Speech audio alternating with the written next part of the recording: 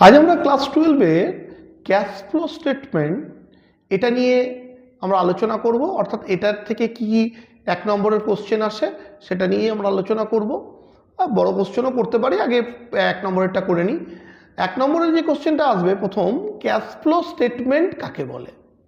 Cash flow statement হচ্ছে কোনো প্রতিষ্ঠানের একটা নির্দিষ্ট সময়ে কত টাকা আসছে এবং কত টাকা যাচ্ছে যে এটা নিয়ে বিশ্লেষণ করে তাকেই বলছে ক্যাশ ফ্লো স্টেটমেন্ট বা নগদ প্রবাহ বিবরণী। পরের প্রশ্ন, এর উদ্দেশ্য কি, অর্থাৎ ক্যাশ ফ্লো স্টেটমেন্টের উদ্দেশ্য কি? ক্যাশ ফ্লো স্টেটমেন্টের উদ্দেশ্য যে একটা নির্দিষ্ট সময়ে কত টাকাটা আমার বেশি এলো বা কম এলো, কেন এলো, এটার কারণ বিশ্লেষণ করা হচ্ছে ক্যাশ ফ্লোর উদ্দেশ্য। নেক্সট, তারপরে এর সুবিধা, অর্থাৎ ক্যাশ ফ্লো স্টেটমেন্টের সুবিধাগুলি কি কি। ওরা একটা নির্দিষ্ট সময়ে কোন দিক থেকে টাকাটা আসছে এবং সেটা কোথায় খরচা হচ্ছে সেটার বিশ্লেষণটা আমরা ক্যাশ ফ্লো থেকে জানতে পারি। এর অসুবিধা কি, অর্থাৎ ক্যাশ ফ্লো স্টেটমেন্টের অসুবিধাগুলি কি কি?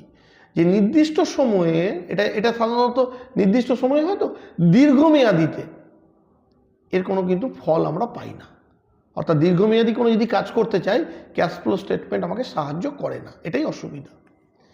তারপরে চলে আসে ক্যাশ ফ্লো স্টেটমেন্টের অলেনদেন, অর্থাৎ নন ক্যাশ আইটেম কোনগুলো বা নন ক্যাশ লেনদেন কাকে বলে।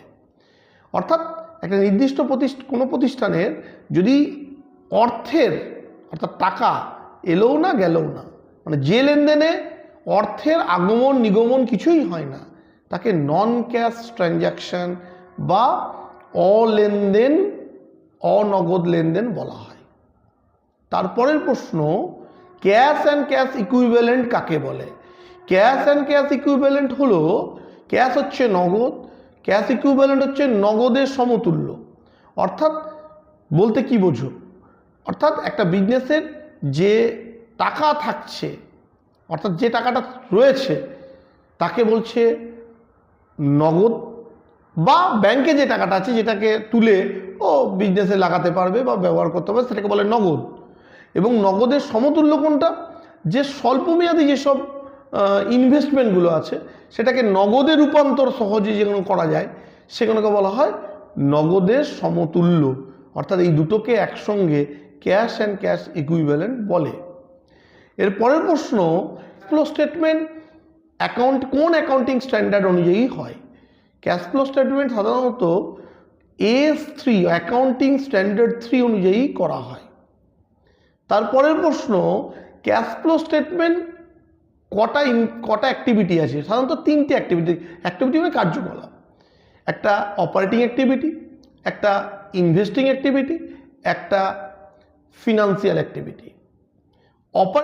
অপারেটিং অ্যাক্টিভিটি অর্থাৎ বিজনেস করে যে টাকাটা আসছে, অর্থাৎ বিজনেস অ্যাক্টিভিটি করে যে টাকাটা আসছে বা যাচ্ছে তাকে বলা অপারেটিং অ্যাক্টিভিটি।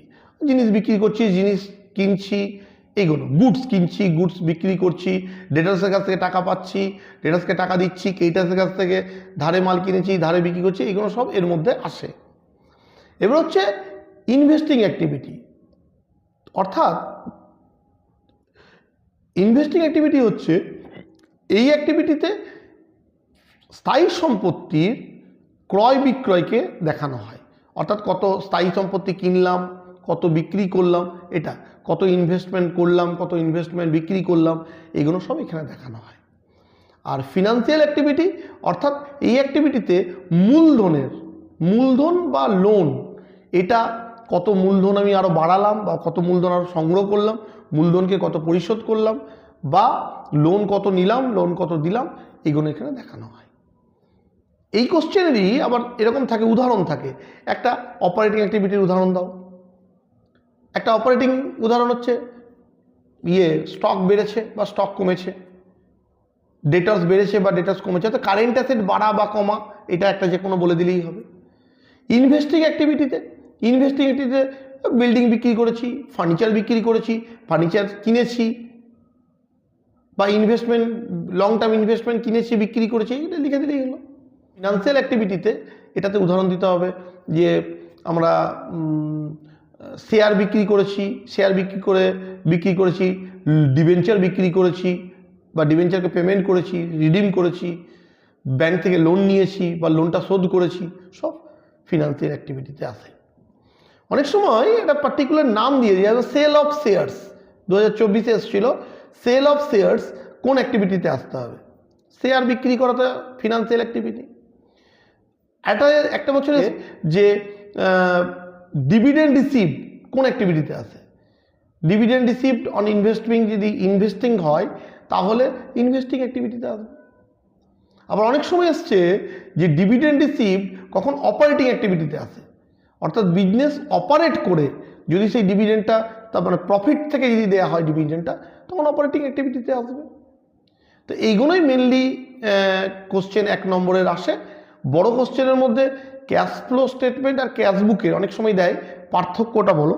ক্যাশ বুক আর ক্যাশ ফ্লোর পার্থক্য যদি বলে, ক্যাশ বুক অ্যাকাউন্টিং স্ট্যান্ডার্ড 3 মেনে করা হয় না, cash flow statement accounting standard মেনে করা হয়। ক্যাশ বুক কন্টিনিউ করা হয় আর ক্যাশ ফ্লো একটা নির্দিষ্ট টাইমের শেষে করা হয়। ঠিক আছে, ক্যাশ বুক যে কেউ করতেই পারে এবং করেও, কিন্তু ক্যাশ ফ্লো স্টেটমেন্ট প্রয়োজন না থাকলে কেউ করে না।